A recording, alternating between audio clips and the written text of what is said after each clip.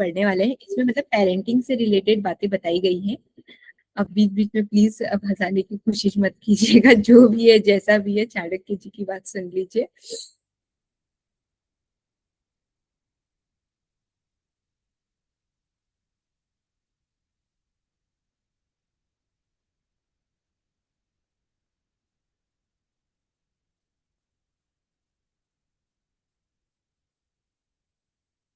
ठीक है, चलिए स्टार्ट करते हैं। रुचि पढ़ो उद्योगे वाला।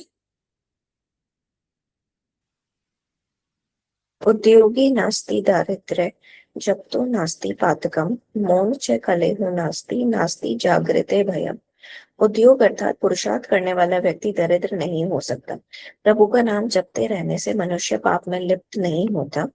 मौन रहने पर लड़ाई झगड़े नहीं होते तथा जो व्यक्ति जागता रहता है अर्थात सतर्क रहता है उसे किसी प्रकार का भय नहीं रहता।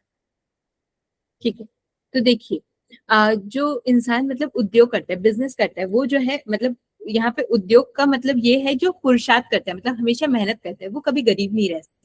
जो इंसान जो है प्रभु का नाम लेता है, मतलब हमेशा निरंतर जो है भगवान का भजन करता है, वो कभी पाप से लिप्त नहीं रह सकते। क्यों? क्योंकि उसको हमेशा ऐसा लगेगा भगवान उसके आसपास है, तो वो कभी कुछ गलत काम नहीं करेगा। जो इंसान मौन रहता है, मतलब शांत रहता है, वो जो है लड़ाई झगड़ों से बचा रहता है। तथा जो व्यक्ति अलर्ट रहता है, वो जो है उसको किसी प्रकार का डर नहीं रहता। ठीक है, नेक्स्ट है प्रेरणा पढ़िए। अतिरूपेण वे सीता अति गर्वेण रावणः अतिदानात् बलिबद्धो अति सर्वत्र वर्जयेत्। अत्यंत रूपवती होने के कारण ही सीता का अपहरण हुआ। अधिक अभिमान अभिमान होने के कारण रावण मारा गया। अत्यधिक दान देने के कारण राजा बलि को कष्ट उठाना पड़ा। इसीलिए किसी भी कार्य में अति नहीं करनी चाहिए। अति का सर्वत्र त्याग कर देना चाहिए। ठीक है, तो ये चीज भी आप लोगों ने हमेशा सुनी होगी कि अति सर्वत्र वर्ज्यते। तो देखिए अ, इसमें क्या बताया, कुछ एग्जांपल्स देना चाह रहे हैं चाणक्य जी की, मतलब अति रूपवती, अति सुंदर होने के कारण मतलब माता सीता का अपहरण हुआ था। अति मतलब अभिमान की वजह से रावण जो है मारा गया। फिर उसके बाद क्या है, राजा बलि जो है बहुत ज्यादा दान देने की वजह से उसको कष्ट सहना पड़ा। इसलिए कोई भी कार्य में अति करना जो है हमेशा मना किया गया। देखिए आप लोग को प्रेगनेंसी में बोला जाता है सोइए, मतलब रेस्ट कीजिए। पर अति चीज मतलब किसी भी चीज की अति मतलब बहुत ज्यादा सो रहे, दिन रात सो ही रहे।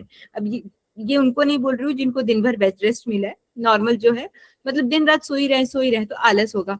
फिर उसके बाद है और भी क्या क्या चीजों में अति हम कर सकते हैं। मतलब योगा 1 घंटा करना, ठीक है, दिन रात योगा कर रहे हैं, दिन रात योगा कर रहे हैं, हड्डियों को घिसना शुरू होगा। और भी क्या चीज है, थोड़ा बहुत मीठा खाना, ठीक है, बहुत ज्यादा शुगर खा रहे, बहुत ज्यादा शुगर खा रहे, डायबिटीज होगी। ठीक है, मतलब कोई भी चीज की अति जो है सदा वर्जित है। संजना पढ़ो।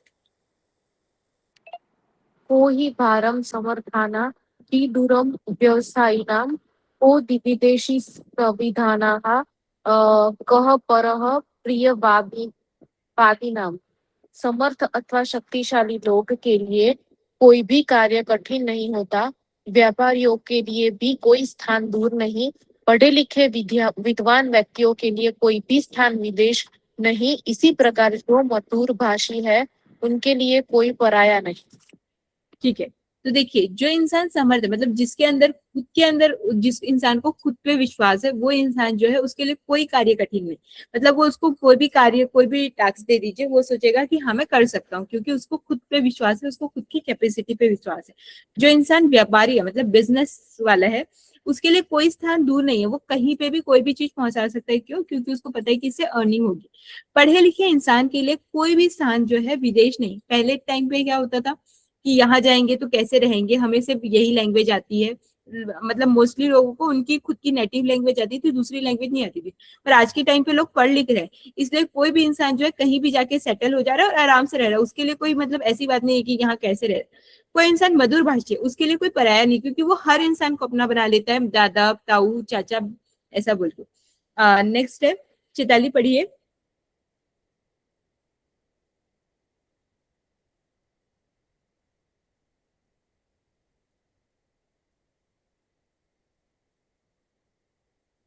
चैताली है क्या? नहीं, ये लग रहा है। ठीक है, चैताली है पर दिख नहीं रही है। ठीक है, भानु पढ़ो। भानु ने पढ़ा नहीं है ना? भानु पढ़ो।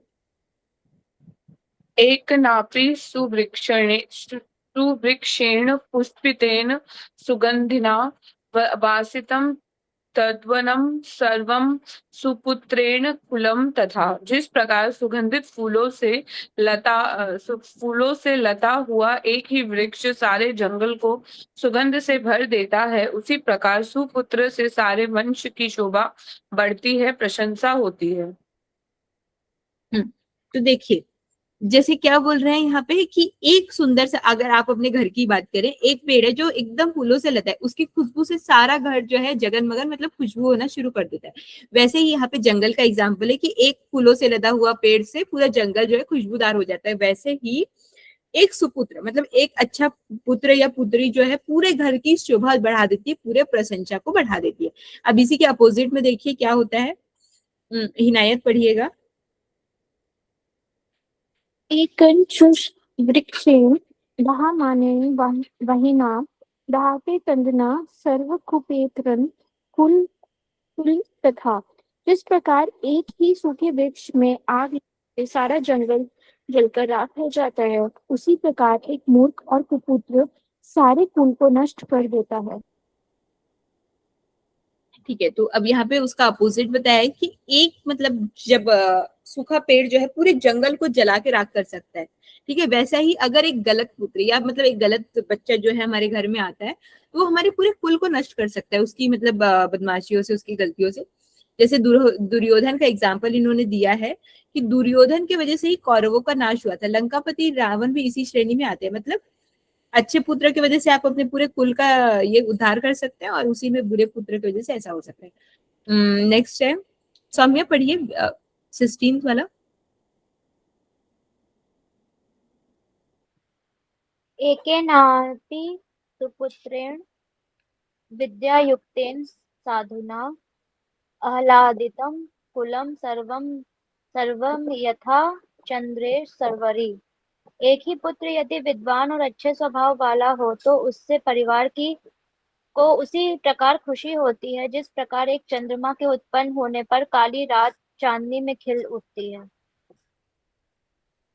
ठीक है, तो देखिए यहाँ पे ना मतलब बार बार ऐसे कंपेयर किया जा रहा है। मतलब मेन जो है ये पेरेंटिंग पे ही बताया जा रहा है कि अपने बच्चे को जो है आपको गुणवान बनाना है, संस्कारवान बनाना है। तो एक ही पुत्र, अगर आपका एक बच्चा जो है वो अच्छा विद्वान हो जाए, अच्छे स्वभाव वाला हो जाए, अगर आप उसको अच्छे संस्कार देते हैं, तो उससे क्या होगा, परिवार में बहुत ज्यादा खुशी होगी। जैसे एक चांद से पूरा जो अंधेरी रात है उसको वो मतलब सुंदर चांदनी से भर देता है। नेक्स्ट है चैताली, हो अभी? हाँ मैम। पढ़ो।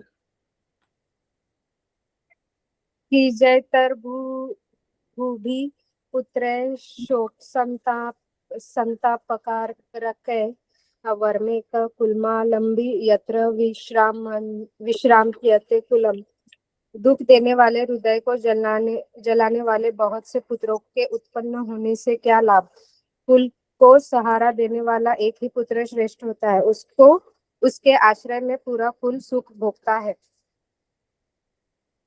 देखिए अब यहाँ पे दुख देने वाले पुत्र की बात की गई है कि मतलब एक सुख देने वाले से तो पूरा परिवार खुश हो जाएगा। अब दुख देने वाले की वजह से क्या होगा कि हृदय को जलाने वाले बहुत से पुत्र, मतलब एक पुत्र काफी है। अगर बहुत सारे बच्चे जो हो गए, मतलब ऐसा नहीं मैं बोल रही हूँ कि जो मतलब कि बहुत सारे बच्चे नहीं होने चाहिए, पर मतलब बहुत सारे निकट्टू बच्चे होने से अच्छा है कि एक ही अच्छा रहे, क्योंकि कुल को सहारा देने के लिए एक ही पुत्र श्रेष्ठ है। उसे आश्रय के लिए पूरा कुल भोगना पड़ता है। जैसे कि देखिए बहुत से पुत्र थे, दुर्योधन लोग 100 पुत्र थे, तो उन लोगों का कोई फायदा नहीं था क्योंकि उन लोगों ने पूरा जो है विनाशी किया था, ये इसमें बताया जा रहा है। लांडयेत 5 वर्षाणि 10 वर्षाणि ताडयेत प्राप्तेन च सोढ्येसेन वर्षे पुत्र मित्र व दाचरित। मतलब देखिए यहाँ पे पेरेंटिंग की क्या बात बताई जा रही है कि 5 वर्ष तक, अगर आपका बच्चा 5 साल तक नहीं हुआ है तो 5 साल तक आपको उसको बहुत प्यार करना चाहिए। उसके बाद क्या है, 10 वर्ष तक उसकी ताड़ना करनी चाहिए, मतलब उनके जीवन में डिसिप्लिन लाने के लिए उनको पनिशमेंट और थोड़ा सा ये देना चाहिए। ठीक है, मतलब ऐसा नहीं है कि सर पे चढ़ा दिए, थोड़ा दंड भी दिया जाए। और 16 वर्ष तक, मतलब फिर 10 से लेकर 16 साल तक उसका मित्र की तरह आपको व्यवहार करना चाहिए। तो 5 ईयर्स तक आपको उनको बहुत सारा प्यार करना चाहिए, 10 साल तक आपको उनको थोड़ी पनिशमेंट वगैरह देनी चाहिए, और 16 साल तक की आयु तक उनको आपके बच्चे से आपको मित्र जैसा व्यवहार करना चाहिए। ठीक है, रुचि भानु एक एक पढ़िए। 19 रुचि भानु 20। उपसर्गे न चक्रे च दुर्भिषे च भयावे असाद उथु जन संपर्के यह पलायति स जीवित। प्राकृतिक आपत्तियां जैसे अधिक वर्षा होना और सूखा पड़ना अथवा दंगे फसाद आदि होने पर, महामारी के रूप में रोग फैलने, शत्रु के आक्रमण करने पर, भयंकर अकाल पड़ने पर और नीच लोगों का साथ होने पर जो व्यक्ति सब कुछ छोड़ छाड़कर भाग जाता है, वह मौत के मुंह में जाने से बच जाता है। तो देखिए क्या बोला जा रहा है यहाँ पे, मतलब व्यक्ति को समय रहते ही निकल जाना चाहिए, इस पे मतलब शिक्षा दी जा रही है कि अगर कहीं पे बहुत ज्यादा बारिश होने लग जाए या फिर बहुत ज्यादा सूखा पड़ जाए या फिर कहीं पे मतलब दंगे फसाद होने चाहिए या फिर कहीं पे मतलब जैसे महामारी कोई एपिडेमिक फैलने लग गई या फिर कोई शत्रु का आक्रमण हो गया, भयंकर अकाल पड़ गया या फिर आप बुरे लोगों की या नीच लोगों की संगति में पड़ गए, तो उस जगह को जल्द से जल्द छोड़ छाड़ के भाग जाना चाहिए, क्योंकि इंसान जो है अगर वहां रुकेगा तो मौत के मुंह में फंस जाएगा और वहां से निकलेगा तो मौत के मुंह से बाहर निकल जाएगा। ठीक है, लास्ट सॉरी 2 श्लोक ऊपर हो गया। रुचि पढ़ो। सॉरी रुचि बोल रही हूँ, क्या नाम है? भानु। पढ़िए ना। नहीं, भानु बोलना चाह रही थी मैं। धर्मार्थ काम मोक्षाणाम यस्य को अपि न विद्यते जन्म जन्मनि मर्त्येषु मरणम तस्य केवलम। जिस व्यक्ति के पास धर्म, अर्थ, काम और मोक्ष आदि इन चारों पुरुषार्थों में से कोई भी पुरुषार्थ नहीं है, वह बार बार मनुष्य योनि में जन्म लेकर केवल मरता ही रहता है। इसके अतिरिक्त तो उसे कोई लाभ नहीं होता। तो देखिए, पहले जमाने में हमारे 4 पुरुषार्थ चतुष्टय होते थे, धर्म, अर्थ, काम, मोक्ष। धर्म क्या बताता है? धर्म मतलब धार्यति इति धर्म, मतलब जो हम जिस चीजों को हमेशा अपने जीवन में पालन करते हैं, मतलब कोई अतिथि आएगा तो हम उसको रिस्पेक्ट से घर में बुलाते हैं, रखते हैं, तो ये हमारा धर्म है। अर्थ मतलब हर व्यक्ति को अपनी अपनी अर्निंग करनी चाहिए ताकि वो अपने जीवन का यापन कर सके। काम मतलब संतान उत्पत्ति के लिए जो काम यहाँ पे बोला गया है वो काम। ठीक है, फिर मोक्ष।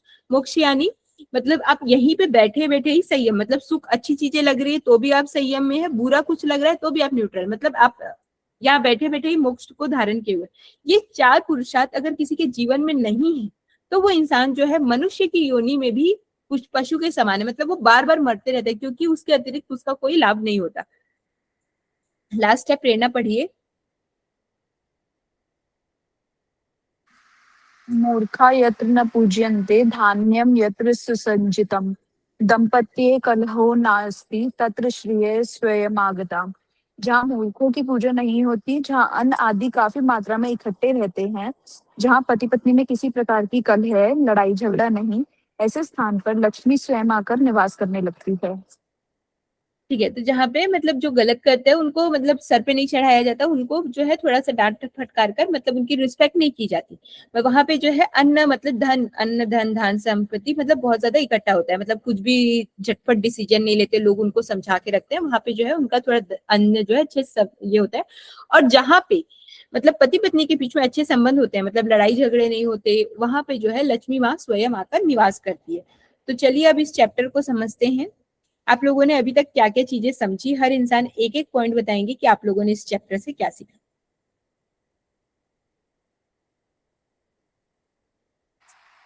Access of everything is bad. किसी भी चीज की अति हो जाती है तो वो हानि करती है। भानु। जंगल में एक पेड़ सुगंध दे सकता है, तो वैसे ही एक सुपुत्र या सुपुत्री पूरे वंश को नाम रोशन कर सकते हैं। ठीक है, रुचि। गलत लोगों की संगति आपको मतलब एक डाउनफॉल की तरफ ले जा सकती है, इसलिए मतलब गलत लोगों के साथ आप मतलब जितना दूर रहेंगे उतना आपके लिए बेस्ट है। चिताली, सौम्य, हिनायत, एक एक। जैसे बोलते हैं ना, अभी आम का सीजन है तो आम, अगर एक खराब आम पूरे एक टोकरी में अच्छे आम है और उसमें एक खराब आम है, तो वो खराब आम पूरे टोकरी को खराब, पूरे टोकरी में जो फल है उसको खराब कर सकता है। तो वैसे ही एक घर में जो बच्चा है वो एक तो सुधार सकता है सभी को, नहीं तो फिर सभी को बिगाड़ सकता है। ठीक है, सौम्य। जैसे हमें अपने बच्चों को कहा जाता है कि 5 साल तक बहुत प्यार करना चाहिए, 5 साल से 10 साल तक उन्हें डिसिप्लिन में रखना चाहिए, उसके बाद आगे के 5-6 साल हमें उन्हें अपने मित्र की तरह रखना चाहिए। तो ये एक पेरेंटिंग का टिप है, जैसे कि हम अपने बच्चों को रेज कर सकते हैं। अच्छा, ठीक है हिनायत। मैम, जैसे कोई सज्जन पुरुष होता है तो उसके जो बिहेवियर होता है उससे उसके कुल का पता चलता है। और वो चाहे अगर उसकी सिचुएशन खराब भी हो जाती है तो वो लेकिन हमेशा अपने दायरे में रहकर, मतलब जो उसको शिक्षा दी गई है उसी में वो काम करेगा, किसी गलत स्टेप की तरफ नहीं जाएगा। संजना, आपने इस पूरे चैप्टर से क्या समझा? मतलब जो अ, मतलब जो पीढ़ी में वो खराब करता है उसका अ, उसके पीछे पीढ़ी को भी भुगतना पड़ता है। मतलब अच्छे कर्म करो तो अपनी अगली पीढ़ी को भी अच्छे अच्छे कर्म ही करना पड़े और वो भी अच्छे अच्छे मतलब गुणों को अपनाए। ठीक है, मैं रिकॉर्डिंग स्टॉप करती हूँ।